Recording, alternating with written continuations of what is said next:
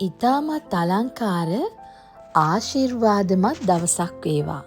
අදත් අපි මාවතට එලියක් ආශිර්වාදයේ වචනයේ සමගයි එකතු වෙලා ඉන්නේ. ශුද්ධ බයිබලයේ ශුද්ධ මතෙව් පස්වන පරිච්ඡේදයේ පස්වන පදය. මොළොක් ගුණ ඇත්තෝ ආශිර්වාද ලද්දෝය. මක් නිසාද ඔහු පොළව උරුම කර ගන්නෝය. ආමෙන්. අපිට බැලූ බැල්මට පොළව උරුම කර ගන්නවා කියන දේ දැක්කහම අපිට හිතෙන්නේ ලෝකාකාරයෙන් අපි කෝපයෙන් ජය ගන්නවා, අරගල කරලා ජය ගන්නවා, අනිත් අය පාලනය කරන දෙයක් අපේ පාලනයට ගන්නවා, පොළව උරුම කර ගන්නවා කිව්වම සටනක් වගේ දැනෙනවා. නමුත් යේසුස් වහන්සේ වචනය තුල අපිට කතා කරන්නේ වෙනමම ආකාරයේ දෙයක්. මොළොක් ගුණය කියලා කිව්වහම ඒක දුර්වල කමක් විදිහට ගන්න සුදුසු නෑ. මොළොක් ගුණය කියන්නේ දුර්වල කමක් නෙමෙයි. ඒක Tamanට රිදවපු අයටත් අමනාපය වෙනුවට සමාදානය දෙන හදවතක් ගුණයක් තියෙන ඉතාමත් අලංකාර වූ ආශිර්වාදයක්. යමෙකු තුල මොළොක් ගුණය තියෙනවා නම් ඔවුන් තුල පුදුමාකාර ආශිර්වාද තියෙන්න යනවා.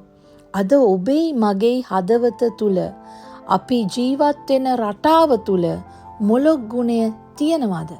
එහෙනම් ඔබ ආශිර්වාද ලද්දෙක්. ඔබ පොළව උරුම කරගන්නේ.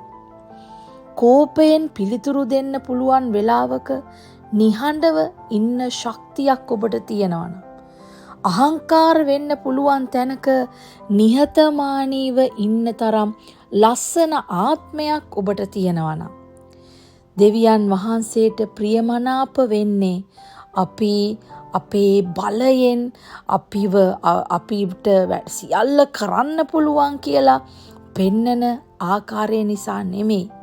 මේ කියන මොළොක් ගුණය ආදරයෙන්, ඉවසීමෙන්, මෘදුකමෙන් ජීවත් වෙන හදවතක්.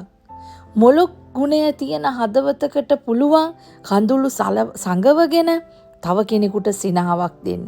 රිදුනත් නපුරෙන් ප්‍රතිචාර නොදක්වා ඔවුන්ට ආශිර්වාදයක් වෙන්න ආදරය දක්වන්න. ඔබ දන්නවද මෙහෙම කරනකොට ඔබයි මායි තුලින් දිස්වෙන්ට යන්නේ දෙවියන් වහන්සේගේ ස්වභාවයයි. ඒ නිසාමයි උන්වහන්සේගේ වචනේ ප්‍රකාශ කරන්නේ නුඹලා ආශිර්වාද ලද්දෝය. සමහර වෙලාවට ලෝකයෙන් ඔබව දුර්වලෙක් විදියට දකි. නමුත් ස්වර්ගය ඔබට දෙන්නේ අනර්ගතම වටිනාකමක්. ඔබ පොළව උරුම කරගන්නා වූ ආශිර්වාද ලද්දෙක්. හලෙලුයා. අද දවසෙත් මේ අලංකාර වචනය ඔබගේ පාදයට පහනක්, ඔබගේ මාවතට එලියක්ම වේවා. ඔබට සුබ දවසක්. ජේසු පිහිටයි.